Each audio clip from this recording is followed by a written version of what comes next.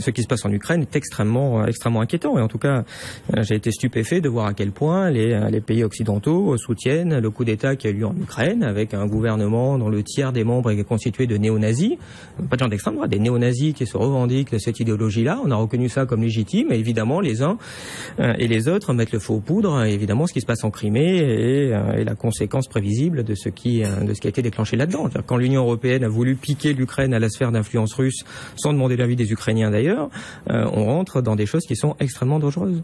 Il n'y a pas une impuissance, il y a une volonté très claire de toute une partie des bureaucrates de Bruxelles d'aller détacher l'Ukraine. Ça a été fait sciemment, d'aller faire un accord de partenariat et d'association et de libre-échange avec l'Ukraine. Je rappelle qu'en Ukraine, attendez, l'accord, c'est ce qui a mis le feu aux poudres. L'accord, il allait être signé à Vilnius fin novembre. Oui, enfin.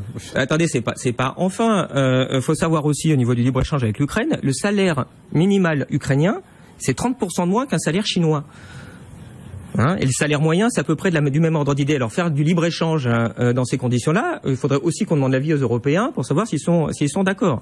Deuxième point, c'est une volonté farouche d'une partie de la Commission d'élargir à outrance l'Union européenne. Ils veulent l'Ukraine, on est en train de négocier avec la Géorgie, traité d'association avec la Géorgie. Je ne sais pas s'ils vont faire l'Afghanistan d'ici 5 ans, mais enfin, c'est quand même délirant.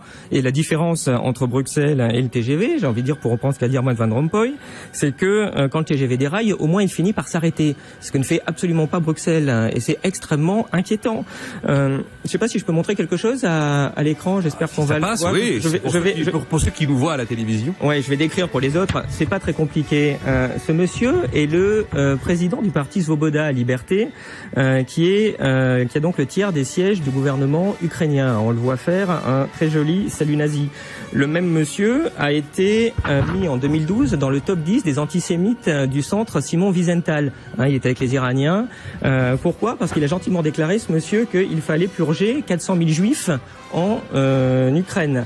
Il fallait s'attaquer à la mafia juive moscovite. En 2005, il fait une lettre ouverte où il dit qu'il faut stopper les activités criminelles de la juiverie organisée.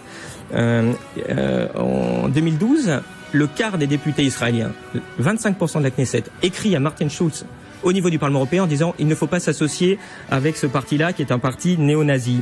Qu'est-ce qu'on a vu il y a 3 semaines ? On voit Laurent Fabius qui le rencontre et qui négocie avec... Mais c'est quoi ce délire ? C'est ça, nos valeurs au niveau de l'Union européenne ?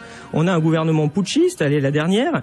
On voit une partie des manifestants, évidemment qu'il n'y avait pas de manifestants pacifiques. Ça, c'était une partie aussi des forces d'autodéfense des manifestants ukrainiens où on voit quelqu'un avec un fusil en train de tirer sur les forces de l'ordre. Je rappelle que Maïdan, c'est 500 policiers hospitalisés, dont 150 pour des blessures par balle, dont 17 sont morts par balle. Donc vraiment, il y a eu une espèce de coup d'État là-dedans. Je répète que le tiers du gouvernement actuel ukrainien est composé de ces personnes-là, de ces néo-nazis, donc qui ont été rencontrés, qui discutent avec Catherine Ashton, dont on parlait tout à l'heure. On trouve ça normal. Moi, c'est sûr que je comprends un petit peu les Russes. Cette idéologie-là, ça fait 27 millions de morts en Russie. On a un peu tendance à l'oublier. C'est sûr qu'ils sont un petit peu sensibles sur la question.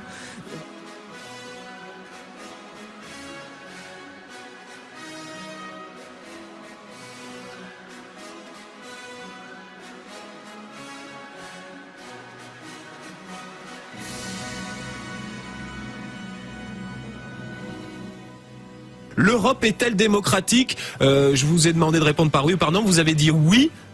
Vraiment ?